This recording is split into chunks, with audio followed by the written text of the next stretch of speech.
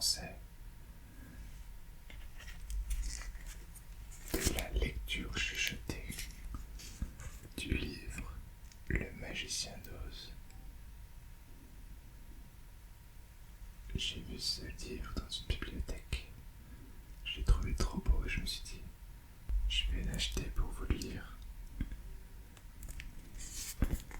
J'aime beaucoup tous les coquelicots qu'on voit partout, ici aussi. C'est un livre qui a été écrit par Lyman Blom Frank. Lyman Frank Baum.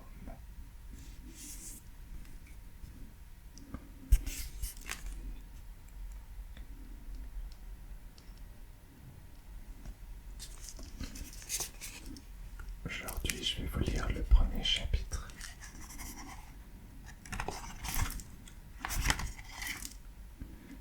Il y en a 24 en tout.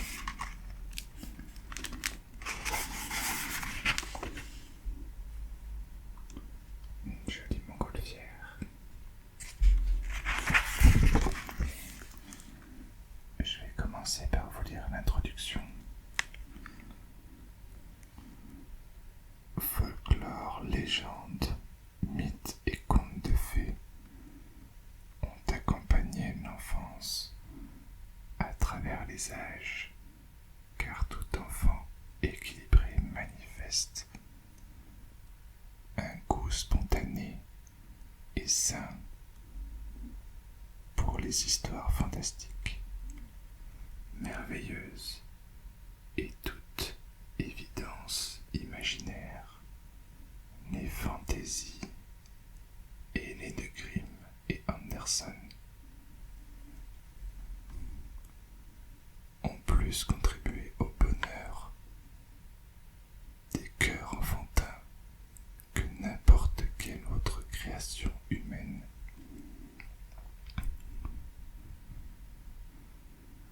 Toutefois, ayant servi pendant des générations, les contes de fées jadis peuvent être à présent rangés dans les rayons historiques des bibliothèques de la jeunesse, car l'époque est venue de renouveler le genre des contes merveilleux. Il convient d'en éliminer les stéréotypes désuets de génie, de nains et de fées, en même temps que toutes ces horribles péripéties qui glacent le sang, imaginées par les auteurs en vue de doter chaque récit d'une moralité terrifiante. Comme l'éducation moderne comprend l'apprentissage de la morale, les enfants contemporains recherchent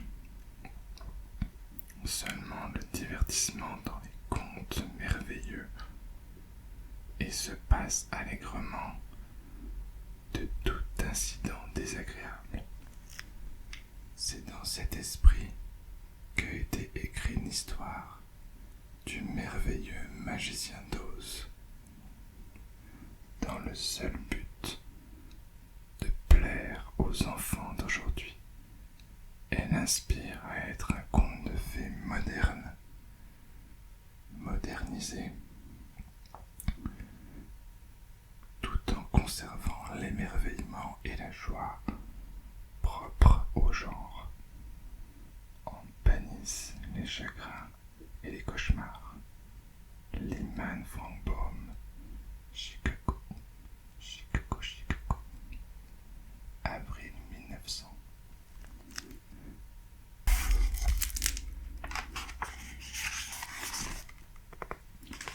Je vais maintenant vous lire le premier chapitre. Le cyclone.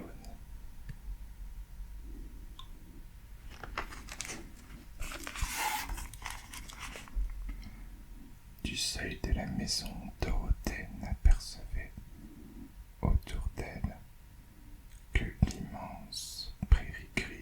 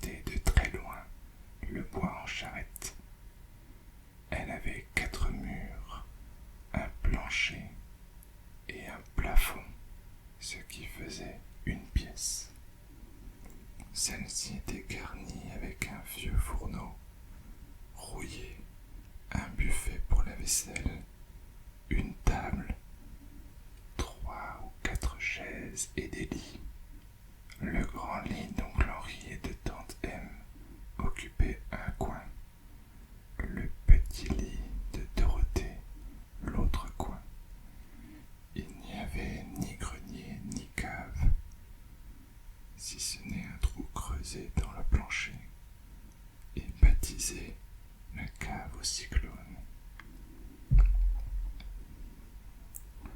où la famille se réfugiait lorsque se déchaînait la tempête. Ces violents tourbillons, dans leur rage, auraient tout renversé sur leur passage. Une trappe s'ouvrait au milieu du plancher et l'on descendait par une échelle dans cet obscur réduit. Du seuil de la maison, Dorothée n'apercevait autour d'elle que l'immense prairie grise. Ni arbre, ni maison ne venaient rompre la monotonie de la plaine qui de tous côtés allait se perdre à l'infini.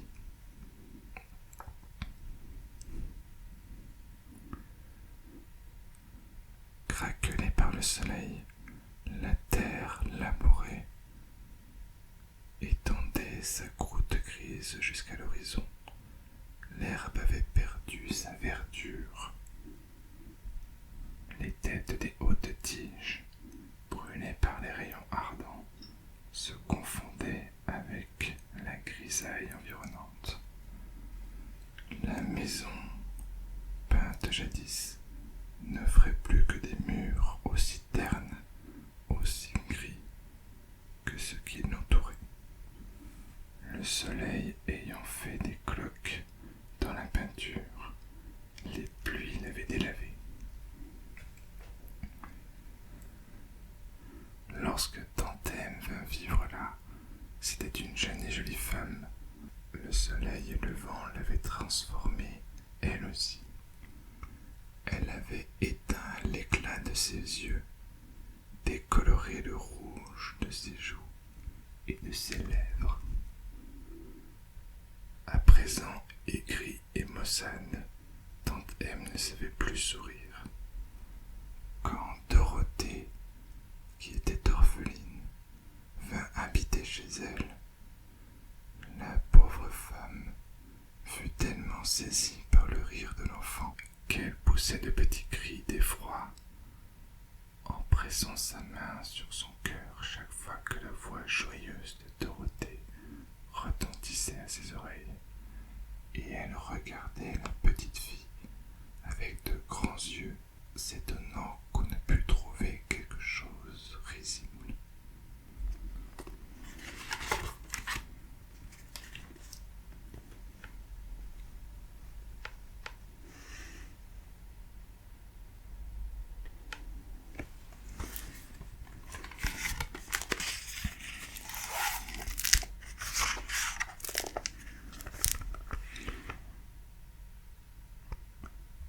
Oncle Henri ne riait jamais non plus. Il travaillait dur du matin au soir et ignorait ce qu'était la joie. Lui aussi était gris depuis sa longue barbe jusqu'à ses grosses bottes. Il avait l'air sévère et grave et parlait peu. Si Dorothée riait, c'est à cause de Toto. Lui seul l'empêchait de devenir aussi grise que son entourage. Toto n'était pas gris pour un sou. Petit chien noir aux longs poils soyeux, ses yeux pétillaient, clignaient gaiement de chaque côté de cette drôle de truffe. Toto passait ses journées à jouer. Dorothée partageait ses jeux et l'aimait tendrement. Aujourd'hui pourtant, il ne jouait pas. Oncle Henri était assis sur le seuil de la porte et d'un air soucieux regardait le ciel, encore plus gris que d'habitude. Debout dans l'embrasure, Dorothée tenait Toto dans ses bras et contemplait le ciel elle aussi. Tantème faisait la vaisselle. Le vent du nord lui arrivait avec une sourde plainte. Il pouvait voir les hautes herbes se coucher à l'approche de la tempête. Un sifflement vent strident dans l'air leur fit tourner la tête vers le sud. Ils virent alors des vagues de vent accourir dans l'herbe de ce côté aussi. Immédiatement, O'Clanry fut sur pied. « Un cyclone, cria-t-il à sa femme, je vais m'occuper des bêtes. » Et il courut vers les étables où l'on gardait les vaches et les veaux. Tantème laissa tomber sa besogne et se dirigea vers la porte. D'un regard, elle comprit l'imminence du danger. « Vite, Dorothée !» cria-t-elle. « Cours à la cave !»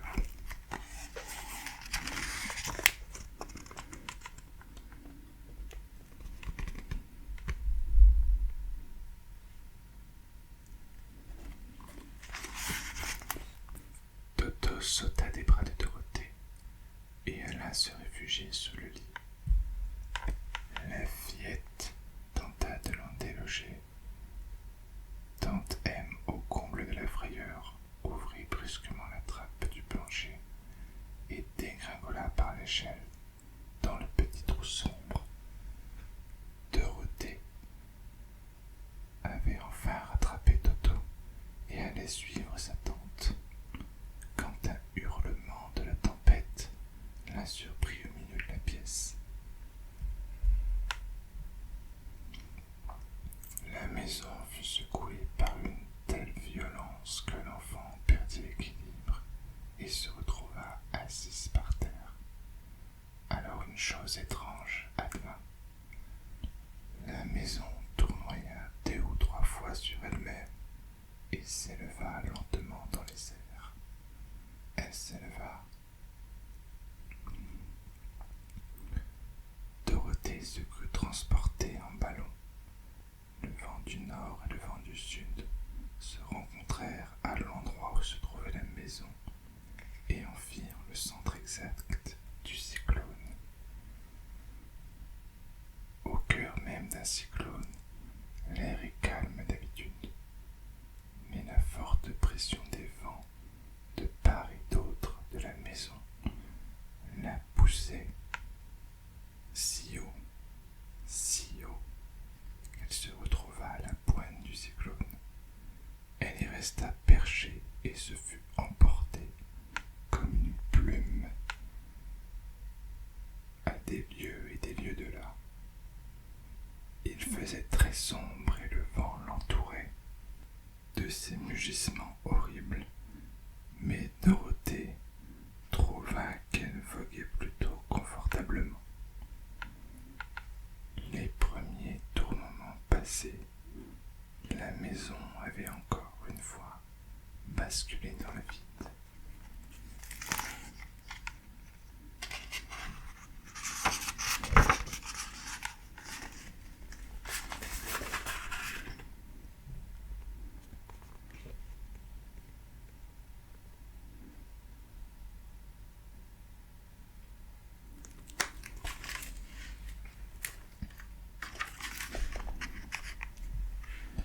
Puis la fillette se sentit balancer avec douceur, comme un bébé dans son berceau.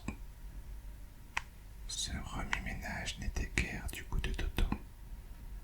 Il courait en tous sens dans la pièce, avec des jappements nerveux. Dorothée, assise sur le plancher, attendait calmement la suite des événements. À un moment, Toto s'approcha trop près de la trappe, restée béante, et disparut. La petite fille crut l'avoir perdue, mais bientôt elle aperçut l'une de ses oreilles, pointant au bord du trou. La vigoureuse pression du vent maintenant l'animal en l'air et l'empêchait de tomber. L'enfant rampa jusqu'à l'ouverture, saisit Toto par l'oreille et le ramena dans la pièce. Puis elle rabattit la trappe pour éviter de nouveaux accidents de ce genre.